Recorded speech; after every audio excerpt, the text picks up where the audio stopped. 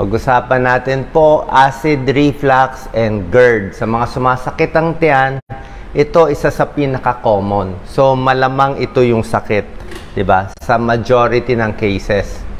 So ano tong acid reflux o GERD? Ibig sabihin yung acid umaakyat yan dito. Minsan pag bago tayong kain o marami ng kain natin, mafe-feel mo parang maasim, acidic. Tapos pag tuloy-tuloy lagi yung acid na umaakyat sa esophagus natin, magiging GERD na yon, gastroesophageal reflux disease. Ibig sabihin, paulit-ulit na. Maraming sintomas to, pero I'm sure pa naka-experience kayo, medyo nakakatakot.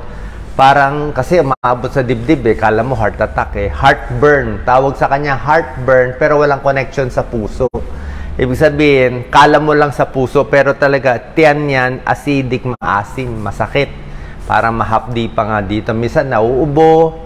Like ako, pag nakatulog ako ng flat, kinabukasan, malapot dito. O pagising mo madaling araw, parang malapot dito. Acid yon. Ito mga symptoms, may maasim, heartburn, masakit sa dibdib, inuubo. lagi kang hem ng hem. Kasi merong ang malapot na laway dito na parang acid. Pag umakyat yung acid, hindi lang esophagus na sisira, pwede masira yung gums, pati ipin. Yung iba nahirapan huminga, nababad breath kasi acidic, amoy acid yung bibig. Chest pain. Paano gagawin? 9 tips para maiwasan to. Number 1, huwag magpakataba. Pag overweight, more acid reflux. Mas malaki ang tiyan, mas may pressure. So, yung tiyan natin nandyan, tapos naiipit ng taba, mas mabilis umakyat yung acid. Pangalawa, alamin natin yung good foods tsaka bad foods para sa'yo. Kanya-kanyang mga bad food and good food. Ano ang trigger? Siyempre, pag sobra daming kinain mo, mati-trigger ka, mapupuno. Yung iba, tomato sauce. Spaghetti, tomato sauce. Fatty foods, greasy foods.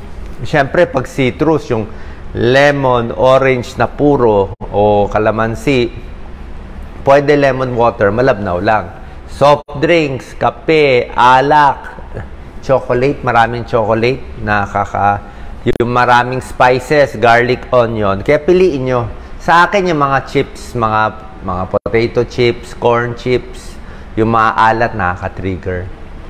Kaya ang tip natin, konti-konti lang kakainin mo para hindi siya mapuno. And bago matulog sa gabi, 3 hours after eating. Huling kain mo 6 p.m., higa ka mga 9 p.m., nakataas konti yung ulo, 2 unan. Okay? Para hindi umakyat yung GERD mo. May mga pagkain makakatulong, usually carbohydrates, mga pamparelax lang, saging, oatmeal, pampakalma. Sigarilyo nakakalala ng acid reflux. Kasi merong sphincter eh. Ibig sabihin, merong muscle mula sa esophagus tsaka sa stomach. Pag lumuwag yung pintuang yon, aakyat yung acid. Merong pintuan kasi dito. Yan. May pintuan dito eh. So, pag lumuwag yung muscle, lalong mag-acid. Pag naninigarilyo, lumuluwag yung muscle na yun. Herbal remedies, sa akin, chamomile tea lang eh. Nakaka-relax, okay sa tiyan. Huwag masyado masikip, ha? Lalo na pa nakaupo. Pag masikip yan talaga, mag-GERD ka lalo. Relax. Mas stress ka, mas mag-produce ng acid. May meeting, may stress, may trabaho, may kaaway, may meeting, may nape-pressure, kulang sa tulog, lalo ka mag-acid. So, mas relax, mas kalmado, mas mabagal yung acid. Pati yung kain dahan-dahan. Kaya dapat positive ang outlook. May komplikasyon ang GERD, nakakatakot pala. So, pag lumala ang GERD, pwede masira ang boses, pwede ma-ulcer, pwedeng masira, sumikip yung esophagus, hindi na bababa yung pagkain, pwede rin magkaroon ng cancer. Katakot. Ano yung mga pagkaing good foods and bad foods? Tulad na sinabi ko, iiwasan yung ganito. Oily, di ba? Fatty, di ba? Ham, alam niyo naman, di ba? Medyo, ano yan, sakit sa tiyan. Pag oily foods kasi matagal matunaw. Mas matagal matunaw siya. Tomato, citrus na puro.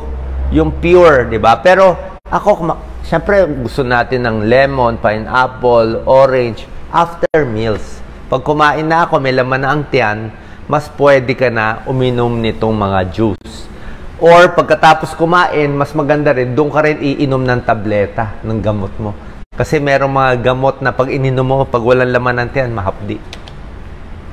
Chocolate, kung masyadong marami, nagpapaluwag nung muscle na sinasabi ko from stomach and esophagus. Spicy food, syempre mas spicy di ba? O masyadong maanghang, may capsaicin. Good foods para sa tiyan, lahat ng gulay, kalmado. Huwag masyadong spicy. Simple lang ang timpla. Oatmeal, may fiber, pampakalma ng tiyan. Yung mga fruits na hindi citrus, yung mga banana, apple, melon, pears, pwede yan. Lean meat, tsaka fish, pwede yan. Egg white, okay din ang egg white. Yung mga nuts, okay din naman yan, mga healthy fats. So, last tip, quit smoking, exercise, dapat nakatayo lang para hindi masyado, basta mahirap yung nakahiga, okay? Pagkakain, minsan may tulong din maglakad-lakad. After eating, hindi ko sinabi mag-jogging, tumakbo, sabi ko lang maglakad-lakad kasi pag nakatayo ka with gravity, naglalakad, gaganda yung digestion. So, yung pagkain kinain mo, kahit fast food siya, kahit acidic siya, pag nag-GERD ka, lakad-lakad mo para bumaba. Para yung acid sa tiyan, bumaba na sa small intestine, large intestine, hanggang madumi mo na the next day. Small meals, dahan-dahan na pagnguya, iwas sa mga spicy foods, luwagan ng baro, yan. Pag nakahiga, medyo mataas, bawas kape, bawas alak, huwag hihiga 3 hours pagkatapos matulog. Sana nakatulong tong tips natin para sa GERD and acid reflux. Kailan pupunta sa doktor? Kung sobrang sakit o sobrang ng tagal, kung talagang namamaos o natatakot ka may komplikasyon, o pwede pumunta. Pero para sa akin, itong home remedies lang, tsaka tubig. Uminom ng 8 to 10 glasses of water, sip ako ng tubig every 15 minutes, every 30 minutes. Saging kinakain ko, yun lang pinakapanlabang ko. Pero kung sobrang sakit, pwede kayo magpatingin sa doktor. May mga gamot na anti-ulcer, anti-acid. Pero para sa akin, mas gusto ko home remedy. Mas gusto ko home remedy. Kasi yung mga gamot, panandalian lang, 2 weeks mo lang mainom. Hindi rin pwede sobra tagal. Tsaka para sa akin, hindi ganun ka-effective for me. Mas gusto ko tong, kasi kalaban mo, utak mo Utak ang kalaban Relaxation talaga siya. Kahit uminom ka lahat ng antacid, anti-acid, kung stress ka pa rin, bali wala. Pero kung kalmado ka, tapos home remedies lang, tingin ko gagaling kayo. Good luck po.